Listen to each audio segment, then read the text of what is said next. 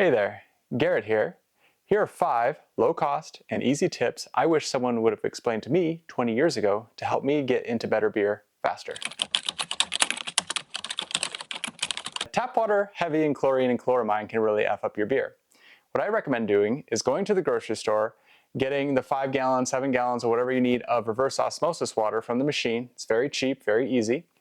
And after you get your other processes in line, such as cleaning, sanitization, and fermentation, you can decide whether or not to add your tap water into the equation.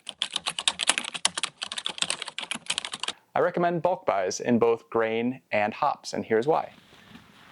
Base grain takes up 90% of most of your beers, so you always have that fresh and on hand, and you're not thinking about the expense per pound. Hops are kind of the same boat.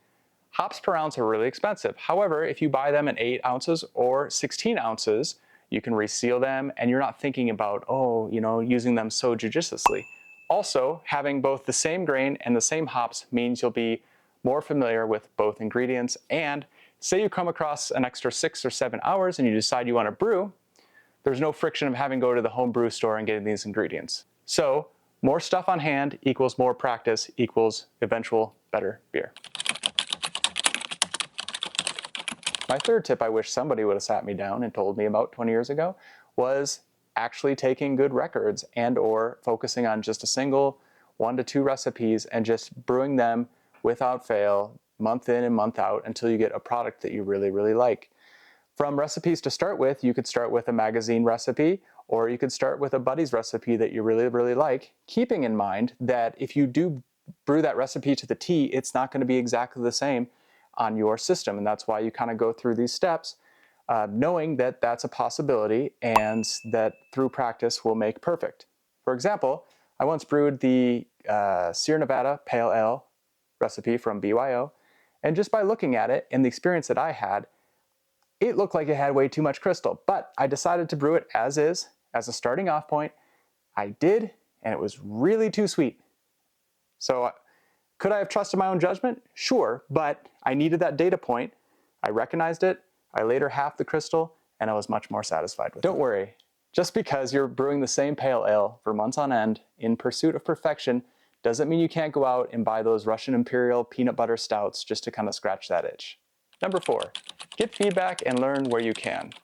This one's a little bit tricky. There's definitely different ways to do this, but at the end of the day, keep everything with kind of a grain of salt because, after all, it is your beer and that's who you're trying to impress, is you.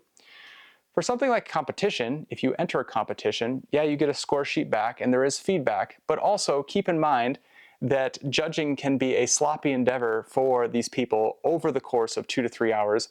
And if you're the 15th out of the 15th barley wine that a judge is tasting, maybe you're not getting the true feedback that you would have if you were in the first slot of that judging category. So just keep that in mind when you're reading the feedback.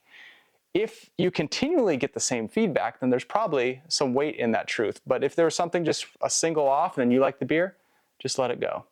Asking friends is another way to get feedback, but do keep in mind they're not going to be able to necessarily articulate what they're tasting or really offer you any sort of guidance as far as protocol or technique.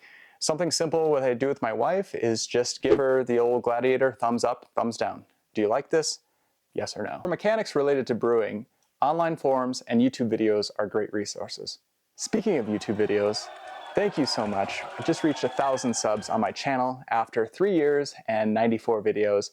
I honestly thought maybe a handful of people would watch these videos. I started it in Korea because I'd get asked to show people how to brew, and while I would show them how to brew in real life, just having the videos of the structured resources that people could access all over the world is really neat, and I'm happy to be able to provide that. I have many more videos in the making and planning, and so I'm happy to be making them, stammering through them for you guys. As long as you watch them, I'll keep making them. But at the end of the day, since you're making beer for you, the best thing I think you can do is doing a blind taste test with yourself. That's one way to learn. For example, I'm doing a bunch of yeast videos right now where I'm just testing different yeast strains. It's one thing to take the yeast manufacturer's flowery language with the adjectives and such, but that doesn't necessarily translate to beer at the end of the day. What's important to me is making the best beer with the materials that I have. So say out of those 5 yeast strains, doing a blind taste test, have the wife line them up for me, do the blindfold, and just choose the best one. I don't care about the language. I just want the best tasting beer out of those 5. With that yeast from that 5, I can start to make improvements there on out to get an even better beer. If you like this video, I highly suggest watching my most popular video called 6 Best Homebrewing Gadgets, which I'll link at the end of the video and in the description below.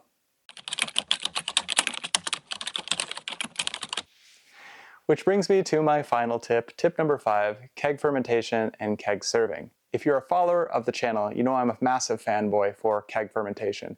It's actually not all that expensive to get into kegging.